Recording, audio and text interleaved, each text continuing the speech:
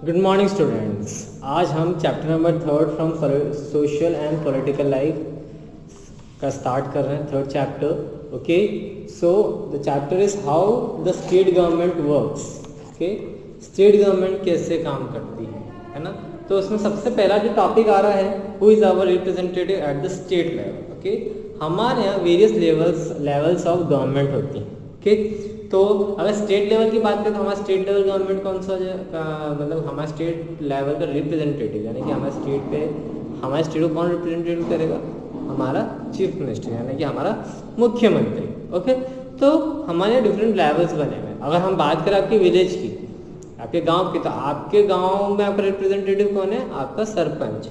Okay, सो हमारे India में various levels of government है, तो इसी के बारे में हम पढ़ेंगे। ओके, अब आपको क्वेश्चन आएगा चीफ मिनिस्टर कैसे सेलेक्ट होते हैं, तो ये धीरे धीरे क्वेश्चंस अभी आपके सॉल्व हो जाएंगे। ओके, तो सबसे पहले अगर हम इंडिया के अगर हम 3 मेन लेवल्स की बात कर रहा हूँ मैं अभी। ओके, इंडिया के 3 मेन लेवल्स ऑफ गवर्नमेंट, जिसमें इंडिया की गवर्नमेंट को डिवाइड किया। तो सबसे पहला आता है सेंट्रल गवर्नमेंट, फिर आता है state government, and third one is the local government. Central government यानी जो हमारी गवर्नमेंट सेंट्रल में है, like the president, prime minister, ये हमारी सेंट्रल गवर्नमेंट होगी। ओके, स्टेट गवर्नमेंट में हमारे चीफ मिनिस्टर्स हैं, हमारे मुख्यमंत्री की बात है। लोकल गवर्नमेंट में हमारे कौन से हो गए? ग्राम पंचायत में जो सरपंच हो गए, ये सारी के अलग अलग डिविजन्स बने हैं। सिटीज़ में आपके में म्यूनसिपल कॉर्पोरेटर्स होते हैं। ओके,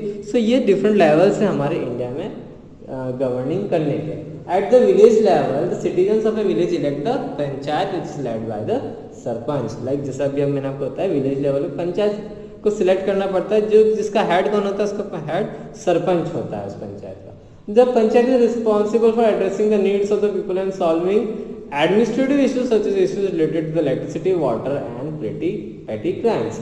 इसके साथ साथ पंचायत का रोल क्या होता है? सबसे जो वहाँ पे किसी पीपल को प्रॉब्लम आएगी तो वो किसकी शिकायत करेगा? अपने सरपंच या फिर अपने पंचायत को। पंचायत कौन से मैटर्स से रिलेटेड डील करेगी?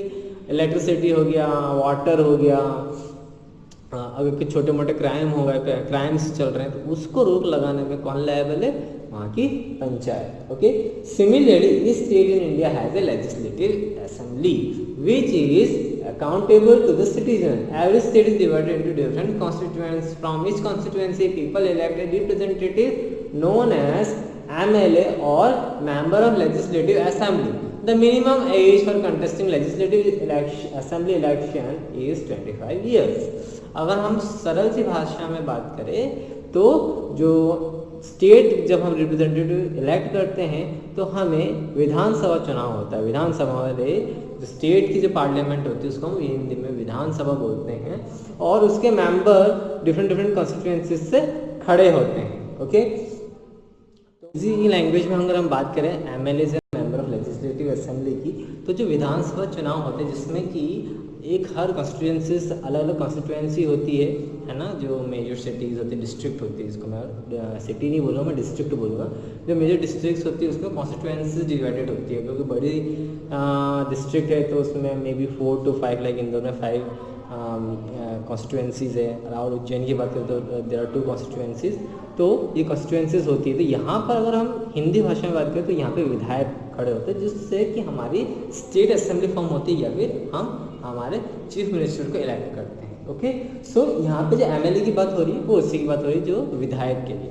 सो एक विधायक अगर इलेक्शन लड़ना चाहता है तो उसकी मिनिमम एज रिक्वायरमेंट होती है 25 ईयर्स। ओके, अब हर स्टेट की डिफरेंट डिस्ट्रिक्ट्स होगी तो सो डेफिनेटली जो number of members in the legislative assembly या फिर मेंबर ऑफ लेजिस्लेटिव असेंबली में जितने नंबर्स ऑफ एमएलएज होंगे वो वेरी करेंगे, हर स्टेट के डिफरेंट होते हैं। ओके, कि कॉन्स्टिट्यूएंसी में लाइक जैसे कि अभी द मिनिमम, जैसे हमें पता है कि 25 ईयर्स ऑफ एज होती है तो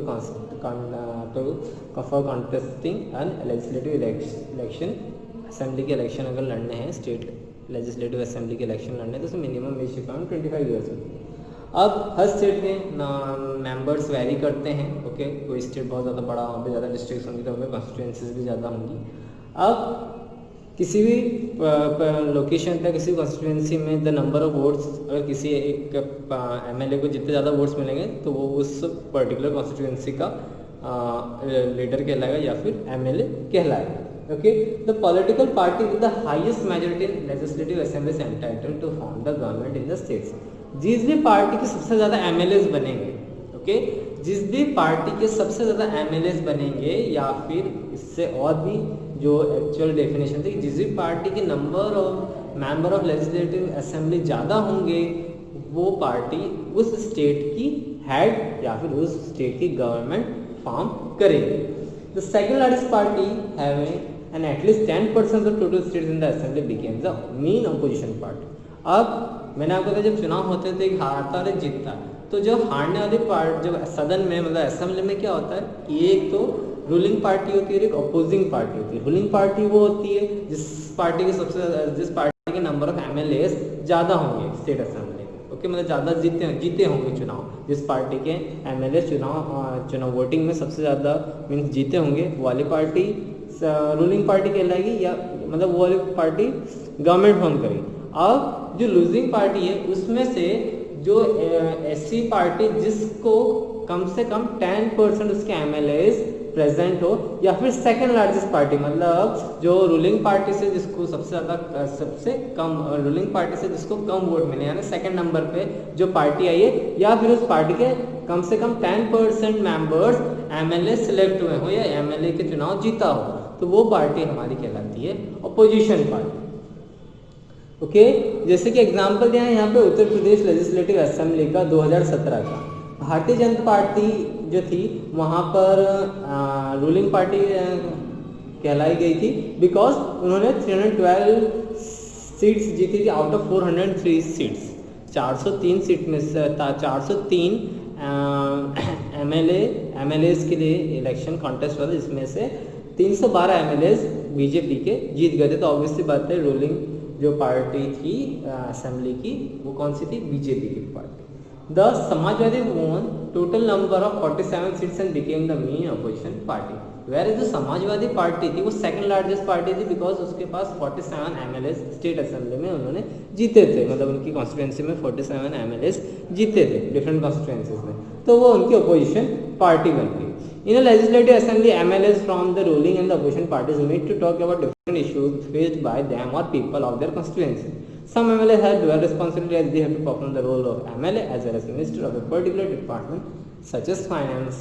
Okay, अब गवर्नमेंट फॉर्म हो गई। अब लेजिस्लेटिव असेंबली बनाने का जो मेन एम क्या है, उसमें एम ये होता है कि वहाँ पर ये दोनों ruling party as well as opposition party वहाँ पर डिस्कशन करते हैं। सपोज करो कि इससे रूलिंग पार्टी के एमएलएस को अपने एरिया में कोई खामी नज़र आती है कि वहाँ पे रोड नहीं है, वहाँ पे प्रॉपर वाटर फैसिलिटी नहीं है, तो वहाँ पे अपनी बात रखता है। वैसे उसके अपोजिट में अपोजिशन पार्टी की भी वहाँ पे कोई उसकी भी कॉन्स्टिट्यूएंसी होगी, तो वहाँ पे किसी चीज़ की प्रॉब्लम है तो वो अपनी पार्टी मतलब आपस में ये लोग आपस में ये लोग आर्ग्यूमेंट्स करते हैं और अपने अपने एरियाज की जो भी डिफेक्ट्स होते हैं इसके बारे में बताते हैं। इसके साथ साथ गवर्नमेंट कोई काम करती है और उसके ऊपर प्रॉपर चेक भी करते हैं कि आपने यारली स्कीम निकाली, प्रोग्राम निकाला, उसमें कितना वो करा है या आप प्रॉपर काम नहीं कर रहे हो। तो ये एक तरीके से बैलेंस बना के रखती है, जिससे कि गवर्नमेंट के ऊपर चेक होता रहता है कि गवर्नमेंट प्रॉपरली काम कर रही है या नहीं। अब एमएलएस को कभी कभी डबल रोल भी प्ले करने के लिए मिलता है कि वो एक तो अपनी कॉन्स्टिट्यूएंसी का एमएलए तो है, उसको अपनी कॉन्स्टिट्यूएंसी जहाँ जिस एरिया का विधायक है वहाँ पर तो उसको अपना काम करना ही है। साथ ही साथ उसको कुछ मिनिस्ट्रीज भी दी जाती है, जैसे कि डिफरेंट मिनिस्ट्रीज होती है, फाइनेंस की अलग होती है, होम मिनिस्ट्री अलग होती है, एजुकेशन की मिनिस्ट्री अलग होती है, फाइनेंस मिनिस्ट्री अलग होती है। सो अलग अलग मिनिस्ट्रीज के रोल भी इनको दिए जाते हैं। Okay, now the governor of the state appoints the leader of the ruling party as the chief minister. Okay, जब आपने कभी शपथ ग्रहण कार्यक्रम अपने कभी देखा हो टीवी पे, है ना, तो उसमें जब प्राइम मिनिस्टर जब देश मतलब अपनी जो पावर होती है या फिर अपनी पोजीशन जब ग्रहण करता है तो उसको शपथ लेनी पड़ती है। सेम ऐसा होता है चीफ मिनिस्टर के साथ। चीफ मिनिस्टर्स में प्राइम मिनिस्टर प्रेसिडेंट नहीं होता, वहाँ पर गवर्नर होता है ना, हर एक स्टेट का उनका गवर्नर अपॉइंट करती है। ओके, तो गवर्नर क्या करता है, वो ओथ यानी कि शपथ दिलवाता है जिस भी लीडर को, जो कि उस स्टेट का रूलिंग पार्टी का जो हेड होता है या फिर उस स्टेट का चीफ मिनिस्टर बनने वाला होता है। ही और she also appoints other minister elected by the chief minister. फिर चीफ मिनिस्टर उसको लिस्ट देता है कि मेरे ये वाले जो MLAs हैं, है ना, ये मेरे इन मिनिस्ट्रीज को भी संभालेंगे, लाइक एजुकेशन मिनिस्टर हो गई, फाइनेंस मिनिस्टर हो गई। तो ये वाली शपथ भी कौन दिलवाता है? The governor itself. In UP Yogi Adityanath was appointed as chief minister in the year 2017।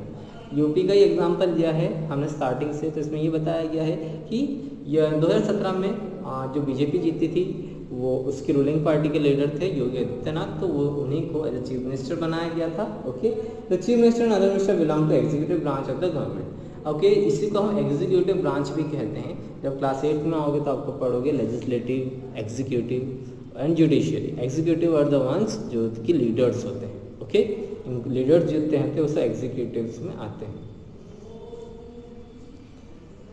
They are together responsible for working out different government departments such as agriculture, transport. So they are the ones जो कि अलग अलग department बांट दिए जाते हैं ministries में, जो कि जिनका काम क्या होता है, ये जो एग्रीकल्चर से रिलेटेड मैटर्स को देखकर ट्रांसपोर्टेशन से, तो डिफरेंट वेरियस डिपार्टमेंट होते हैं गवर्नमेंट के, वो उसको गवर्न करते हैं। ओके, आज के लिए इतना ही। Thank you.